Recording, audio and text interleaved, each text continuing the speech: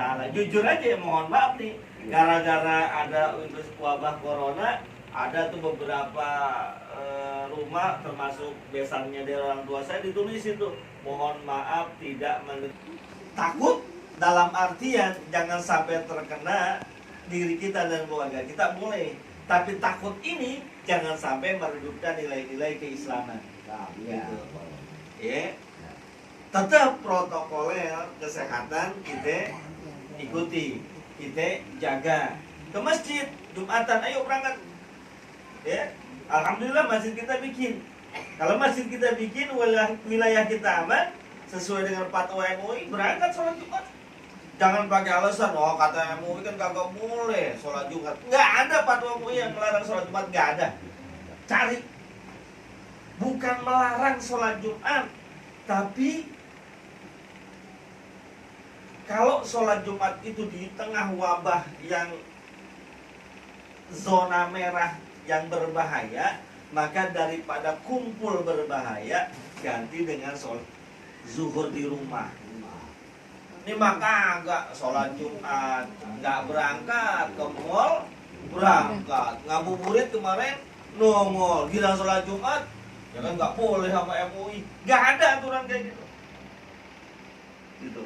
Jadi sabar wajib, takut juga berlebihan sehingga mengalahkan takut kita kepada Allah, itu yang nggak benar. Ma'asyiral muslimin yang dimuliakan oleh Allah, kaitannya dengan kita memperingati 40 hari wafatnya almarhumah Ibu Rohatah binti Haji Rahmat, ada beberapa hal yang ingin saya sampaikan sebagai nasihat buat saya pribadi dan juga teman-teman sekalian. Yang pertama, jika ada keluarga kita, khususnya orang tua kita yang meninggal dunia, maka ada beberapa hal yang perlu kita perhatikan. Yang pertama apa? Yang pertama, jangan pikirin warisannya dulu. Orang tua kita meninggal, innalillahi warisan. Jangan. Warisan nomor sekian. Yang kita pikirin, ini orang tua kita punya utang apa enggak. Itu nomor satu. Baik utang dunia maupun utang akhirat. Maksudnya utang dunia, utang sesama manusia. Utang akhirat, utang kepada Allah Subhanahu wa ta'ala. Utang kepada sesama manusia. Kalau memang dulu orang tua kita sebelum meninggal dunia berpesan, menginformasikan kepada anaknya, nah, ibu, ayah selama hidup punya utang kepada si A, si B, si C, si D, sekian, sekian, sekian. Kalau ayah ibu nggak ada umur, tolong urusin. Maka itu menjadi kewajiban anak. Mutlak itu. Lalu kalau seandainya orang tua kita belum sempat bicara, menginformasikan tentang hutang piutangnya, tanya sama saudara-saudaranya. Biasanya ngutang yang paling cepat dan gampang sama saudara. Tanya emak encing, encang uaknya. Bapaknya udah meninggal dulu selama hidup, ada nggak utang bapak, utang minyak yang belum terselesaikan? Kata saudaranya nih, encang-encingnya, ada sih, tapi gue udah maafin, kan cakep tuh.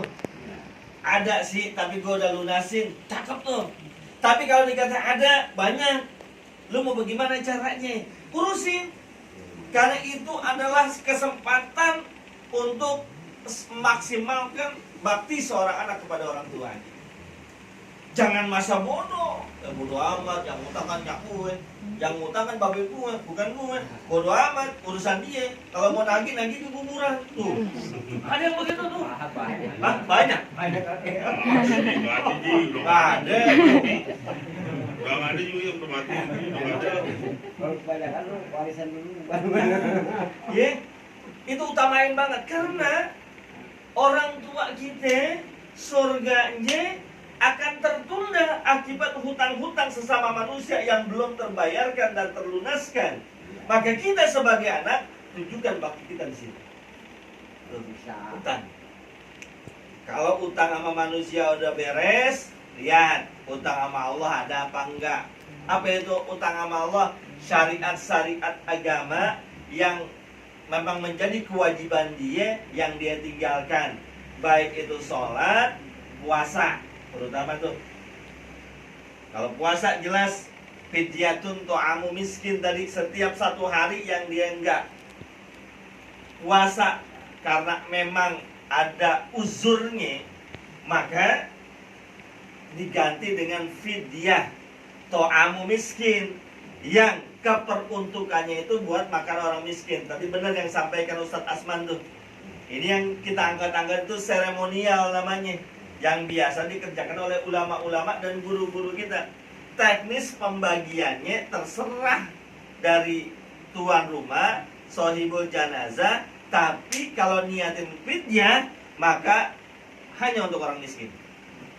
Ingat tuh, kalau niatin fidyah hanya untuk orang miskin, nggak bisa ditawar. Waduh, gimana ya? Saya pengen banget ngasih Ustadz Asman. Kalau mau ngasih Ustadz Asman, jangan bilang fidyah, tapi kasih hadiah. Sekarung kalau perlu gitu. Jangan sekarung dan 2 kantong. Tapi niatin bukan fidyah, tapi untuk hadiah. Ustadz Asmari juga begitu, untuk hadiah. Kalau fidyah hanya untuk orang miskin, nggak bisa ditawar. Ini perlu dijelasin. Ya, kadang-kadang mohon maaf, seremoni seperti ini diangkat, jumlahnya 325 mut, dianggap dia semua, dikasih juga yang gurunya, yang kiainya, yang kebetulan bukan orang miskin. Benar kata Ustadz Asman, sedekahnya itu diterima tapi tidak dianggap fidyah. Gitu, hati-hati. Kalau mau ngasih beliau hadiah. Hadiah semakin banyak semakin bagus. Tapi enggak berarti harus banyak, enggak. Dikit juga ditenteng juga kalau itu hadiah. Nah, yang kedua, kalau nggak mau bayarin fidyah kayak gini, memang ada peninggalan syariatnya yang dia tinggalkan, kodoin.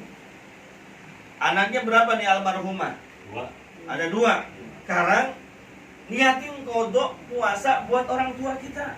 Boleh nggak? Boleh. Dalam kitab I'anatul Talibin, syarah dari Fathul Mu'in dikatakan boleh. Anak yang berbakti kepada orang tuanya mengkodokkan puasa dari orang tuanya yang sudah meninggal dunia. Dia kira-kira aja, oh kira-kira orang tua saya nggak puasa misalnya 100 hari, maka dia kodokkan itu 100 hari. Dikejar di puasa-puasa sunnah untuk mengkodokkan puasa orang tuanya, diperbolehkan. Enak, nggak pakai duit. Kalau dia nggak pakai duit kan? Pakai beras. Berasnya kudu beli nggak? Beli. Tetap pakai duit. Tapi kalau mengkodokkan puasa dari anaknya, nggak pakai duit. Dan dicicil setahun 30, setahun 33 tahun kelar. Begitu pula dengan sholat yang ditinggalkan. Hakikatnya yang bisa dibayarkan fidyah itu hanya puasa. Ya, karena yang jelas Allah Subhanahu wa taala katakan fidyatun to'amu miskin itu hanya puasa. Kok sholat bagaimana? Sholat itu merupakan ijtihad ulama, yaitu Imam Az-Zubki yang mengkiaskan karena ini sama-sama ibadah, maka boleh dibayarkan fidyahnya. Tapi yang al-asal, yang lebih kuat, yang lebih mantap, yang lebih bagus, anaknya kodoin sholat buat orang tuanya. Kodoin sholat zuhur, habis dia rapi, ini saya kodok zuhur buat ibu saya, buat ayah saya, terus begitu. Sekira-kira ukuran yang pernah dia tinggalkan dari ibadah yang merupakan kewajibannya. Ini perlu nih. Kenapa? Karena kadang-kadang mohon maaf, anak sama orang tua setelah meninggal dunia putus begitu aja. Ya, putus begitu aja. Ya udah meninggal, udah biarin dia di sono, kita di sini, kita dah ngapain ngurus yang di akhirat, kita aja nggak kepikiran, kita aja nggak urusan, jangan. Sebab adanya kita itu karena orang tua kita. Pikirin juga tuh, biar nanti ketika kita pernah ngumpul di dunia, ngumpul lagi di surganya Allah Subhanahu wa taala. Yang kedua, kalau hutangnya sudah dibayarkan, segala macam kewajiban hak-hak adami sudah terlunaskan, wassalatu alaihima, jangan pernah meninggalkan doa untuk keduanya. Doain sepanjang kita bisa, sepanjang kita mampu. Dulu ketika orang tua kita masih hidup, kita kadang-kadang lupa doain. Ada juga merong-rongin, seringan begitu. Ya doain jarang, merong-rongin mulu nih anak. Nah sekarang kesempatan nih. Kalau ketika mereka berdua masih hidup, kita lupa, kita khilaf, nggak berbakti, maka ketika mereka meninggal dunia, tunjukkan bakti kita semaksimal mungkin. Caranya doain. Doain nih. Ya Allah, orang tua saya udah meninggal dunia, sekarang sudah di alam barzah. Kalau emang mereka punya salah, ampunin. Rabbi firli wali walidayya warhamhuma kama rabbayani shaghira, karena doa-doa dari anak kepada orang tua sangat ditunggu. Kalau doa anak kepada orang tua, semua ulama sepakat itu nyampe, itu diterima, semua ulama sepakat. Yang gak sepakat orang lain yang gak ada hubungan nasab, kayak saya mendoakan orang lain seperti Ibu Rohata. Ini ada ulama yang gak sepakat, ada bilang gak nyampe. Tapi kalau anak, semua sepakat, maka itu kejar. Karena orang tua kita lagi nungguin nih, ya, orang tua kita lagi nungguin. Dalam sebuah riwayat dalam kitab Khosaisu Ummati Muhammadiyah, keutamaan umat Nabi Muhammad SAW, dikatakan ummati ummatu marhumah. Umatku itu umat yang penuh kasih sayang dari Allah Subhanahu wa taala. Masuk ke dalam lubang kubur banyak dosanya, keluar dari lubang kubur habis dosanya. Kenapa? Bistighfari, dari istighfar anak-anaknya kepada orang tuanya. Tiap waktu kita doain. Jangan pas momen-momen tertentu doang. Mau puasa baru datang, habis lebaran baru nongol. Itu juga datang cuma nyabutin rumput doang, kembang, nebar kembang, nyiramin air mawar, jalan. Songong namanya begitu. Yang ditungguin orang tua bukan kembangnya, bukan air mawarnya, tapi yasin, tahlil, dan doanya.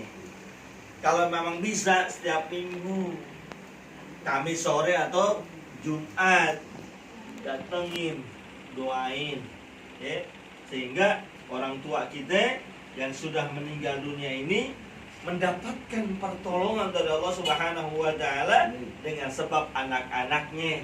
Karena yang taziru da'wata ahlihi, orang-orang yang dalam kubur itu menunggu doa dari saudara-saudaranya, dari anak-anaknya, dari keluarganya. Mudah-mudahan Allah jadikan kita sebagai orang-orang yang berbakti kepada kedua orang tua kita, pun nanti ketika kita meninggal dunia, anak-anak kita berbakti kepada kita. Al-Fatihah.